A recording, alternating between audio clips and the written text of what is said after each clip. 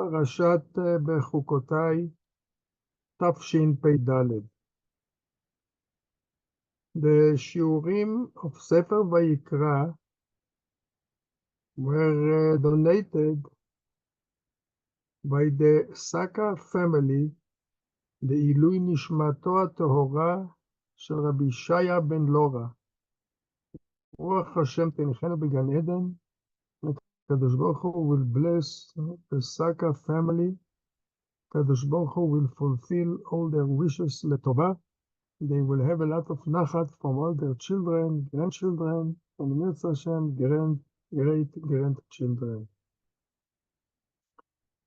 Parashat בחוקותי, we are reading about brachot and kelalot, blessing and cursings. When we look on the brachot, says the Midrash, the brachot starts with the letter Aleph. Im Behukotai Teleichu. The pasuk Im Behukotai, Im starts with Aleph. The brachot ends. This is starts in pasuk Gimel. In Perek Kafvav Pasuk Gimel starts Parashat Behukotai. And the Barachot ends with Pasuk Yud Gimel. Va'olech etchem komemiyut. The Barachot, says the Midrash, starts with the letter Aleph and ends with the letter Taf. Means the Barachot are covering everything. The cursing are starting immediately pasuk Yud Daled. And the pasuk starts with the word Ve'im, and the first letter is Vav, and the pasuk ends with the letter He. So as the pasuk says, and Diber Hashem biyad Moshe. This is the end of the cursing. In other words, what we see from here, that the brachot starts with Aleph and ends with Taf, and the cursing are ending with pasuk Memvav, as the pasuk says, Behar Sinai. Biyad Moshe. This is the end of the parasha of the cursings. Explains the Midrash that brachot from A to Z covers everything, and the cursing starts with Vav and ends with Hey. But usually the order is that Hey come before Vav.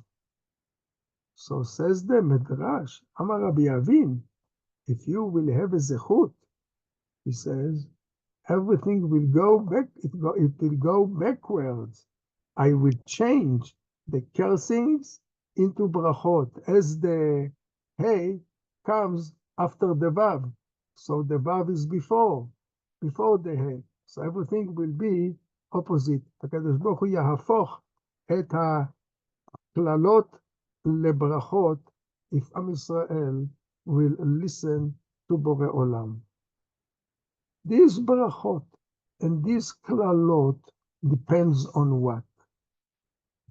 Says the pasuk, Im bechukotai teleichu, ve'et mitzvotai tishmeru. What is the meaning Im bechukotai teleichu? Explains Rashi, Im bechukotai teleichu. Usually the word Behukotai, it means the laws of Borei Olam. But here it cannot be, this cannot be the meaning, because immediately after this it says, Vet mitzvotai tishmoru. So this is the mitzvot is written already. So what is Behukotai? Explain Rashi Behukotai. Says Rashi, Shetihiyu ameilim baTorah. That you will toil in Torah. Now we have to understand what is the toil in Torah. Is the toil an addition to the learning? Means you have to learn. But if you want to learn in a high standard, so toil, so it's an addition to the learning. Or the toil in Torah, this is the essence of the learning. It's a part of the learning. There is no learning without toiling in Torah. Toiling in Torah. When we see in the continuation of the parasha, when it starts to speak about the cursing, so the pasuk says, "Ve'im lo tishme'u li ve'lo ta'asu et hamitzvot ha'ele." But if you will not listen to me, and you will not perform all these commandments, what does it mean if you will not listen to me? Says Rashi, "Im lo tishme'u li lihiyot ameilim b'Torah." If you are not listening to Borei Olam, what does it mean? Not that you are not going to learn, and you are not going to toil. Means that the toiling in Torah is the learning of the Torah. It's a part of the learning. This is the way of learning Torah. Not just to read or to understand words, but to go to understand the svarot, to go deep, understanding everything. And this brings us to explain why is it so? Why when the learning has to be in such a way of toil? And the answer to this is that when a person learns Torah and he is toiling in it, so the Torah becomes a part of the person that is so attached to it that it is difficult to take him away from the Torah. And we see that this is the way of Borei Olam. And this is what Borei Olam likes, that the person is toiling in a mitzvah that it's being needed, especially in Torah. But I will give you an example in another mitzvah. There is a mitzvah to bring the bikurim to Beit HaMikdash. Bikurim is the first fruits that grew in a field. Usually it's around this period of time that we are now, and on Chag HaShavuot, Am Yisrael used to bring the bikurim to Beit Mikdash. And the bikurim, people used to put them in baskets, as the pasuk says in Parashat Kitavo, that you will take the fruits, ולקחת מראשית כל פרי האדמה, continue, etc. And the pasuk says, ושמת בתנא, you will put them in the basket. And says the Mishnah, a basket that people used to bring the fruits, there were two types of baskets that were brought to Mikdash. The rich people, they used to bring the bikurim in baskets which is made of gold, while the poor people, they used to bring them that they are being made from leaves of date tree or something like trees like that, or from arava, from the stems of arava. And says the Mishnah, when the rich people used to bring the fruits, the Kohen used to take the fruits from the rich person, and he used to take out the fruits and gives him back the basket. While from the poor, he used to take the fruits together with the basket, and he didn't give him back the basket. Asks them, the Farshim, it should have been different. That the rich people, and they are rich. And the whole purpose of bringing Bikurim is also to help the Kohanim. So let's the Kohanim take the fruits with the golden baskets. Why they gave it back to Borei Olam? Giving back to the people, to the rich people. While the poor, they should have given them back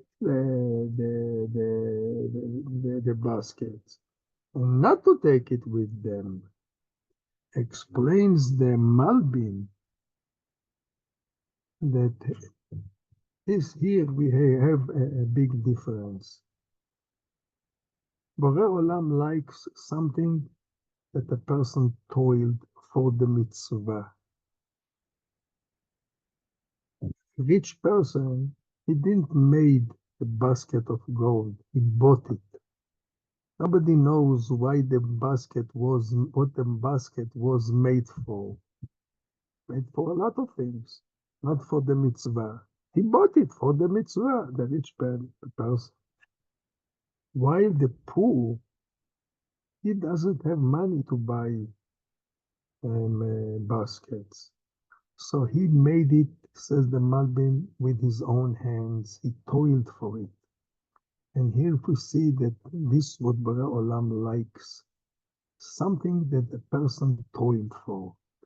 And then the same thing is in the way of learning Torah. This is what Borei Olam didn't give only the Torah, only that people will know only to fulfill the mitzvot. There are two mitzvot in Talmud Torah, in Torah. First of all, to fulfill the mitzvot. Number two, to learn the Torah. And the learning of Torah through toil. I used to, if you remember, maybe I mentioned it several times, that we see that something that a person toiled for is very attached to. We brought an example for this from the pasuk in Sefer Hosea.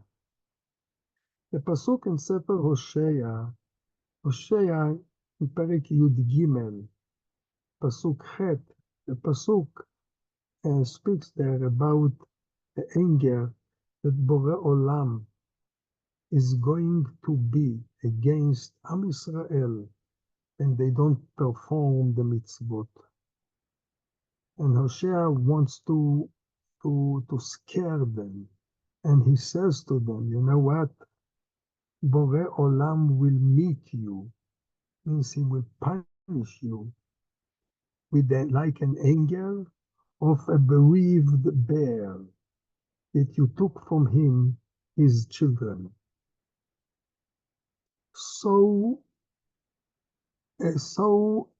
big will be the anger of Borei Olam. Asks the Radak, if Hosea wanted to describe the highest anger that he relates it to Borei Olam, he should have picked an example, not a bereaved bear. He should have taken an example of a bereaved lion, who is the king of the animals. His anger will be the highest in the world. Explains the Radak, no. The anger of a bereaved bear is higher than a bereaved lion. Why? Because the bear toils, invests more effort and more toil in having the baby. How? Every baby in the stomach of the animal, also by man, he is in a sac, in the embryo. a human being, the baby, breaks the sac and comes out. And immediately when he comes out from the mother's stomach, you see the baby. Later on, the sac comes out. The same thing is by the animals, by the lion, by the cats, by the dogs. The same thing. Different is the bear, says the Radak.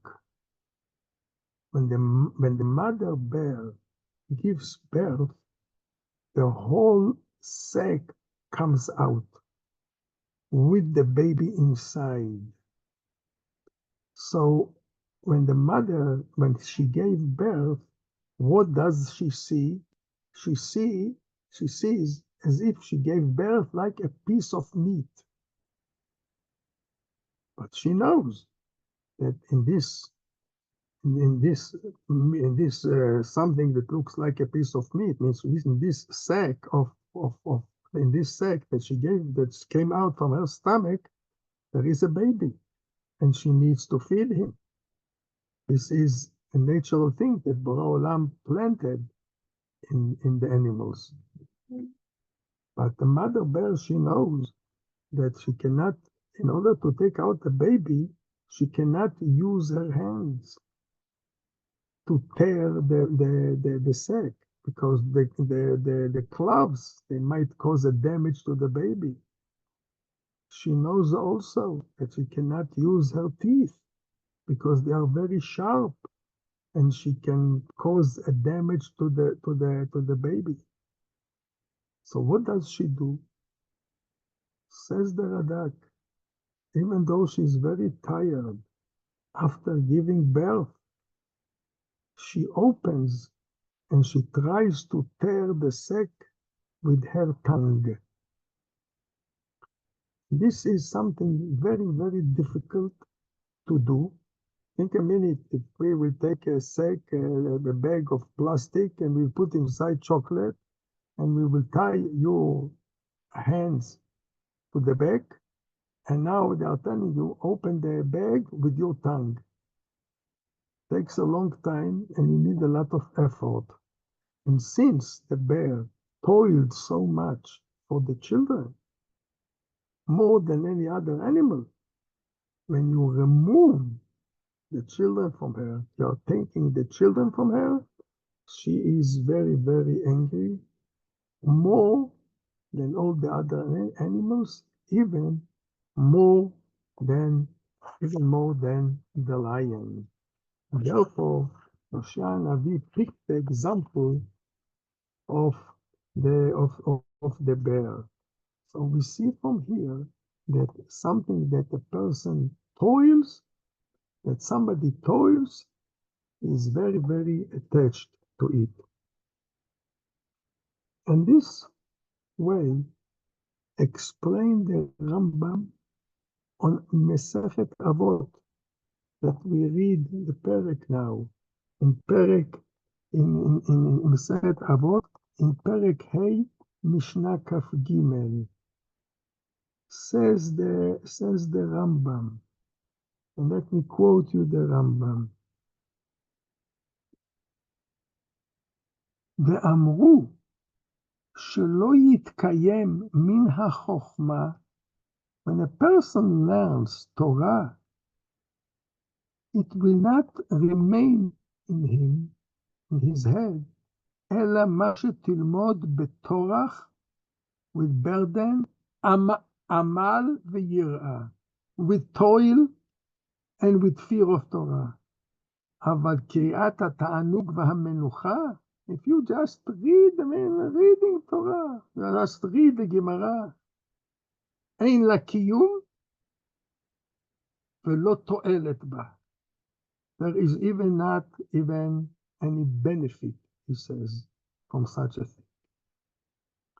Remember, there was once a question that came up, I think it was in Europe, You know that the halacha says that if a Talmid Chacham, a big Talmid Chacham, passes near you, you have to stand to give him the kavod. And especially what will be if somebody knows the whole Torah. So for sure you have to stand in front of him and to give him the kavod. But the question was, if pregnant women that has a boy in her stomach, do you have to stand for her when she passes near you? Because she has a baby there. And the Gemara says in the Masechet Nida that the baby learns the whole Torah with an angel. And when he comes out, the angel gives him a slap on his face, and he forgets everything. But while he is still there, he knows the whole Torah. Do you have to stand for him? The answer was that the Torah that the baby was learning in the stomach of the mother, it is true. He learned Torah. He learned the whole Torah, but he didn't learn it with toiling of Torah. The angel taught him the Torah. He didn't toil for it. And Torah without toiling is not considered. It doesn't consider the Torah. It's like, it's like to stand in front of a computer that you have on the computer the whole Torah. Do I have to stand in front of a computer? No. So the same thing, we don't have to stand for a baby if he did not toil in the learning. So we are close to Chag HaShavuot, and I think that this has to be the way of learning, not to be lazy, to go to look in the books, and to, if you have Tosfot says, it mentions another Gemara, go open the Gemara, the other Gemara, look in the Gemara. If you have to look in the Maharsha, look in the Maharsha, Rab Kiva Iger on the page. Since everything has to be to clarify with toil and to understand well the deep meaning of what you learn. And this week we have also a pasuk that is interesting for nowadays. The pasuk says there, when you are learning Torah and you are listening to Bora Olam, says the pasuk, ורדפתם את אויביכם ונפלו לפניכם לחרב. You will pursue your enemies, and they will fall before you by the sword. 5 from among you will pursue 100, and 100 from among you will pursue 10,000. Asks Rashi a question here. Says Rashi, is this a correct calculation? Should it not have rather said, and 100 from among you will pursue 2,000? The same means if one pursues 5, so 5 times 100 for you will be 1,000. Will be 2,000. Says Rashi, you cannot compare a few who perform the Torah to many who perform the Torah.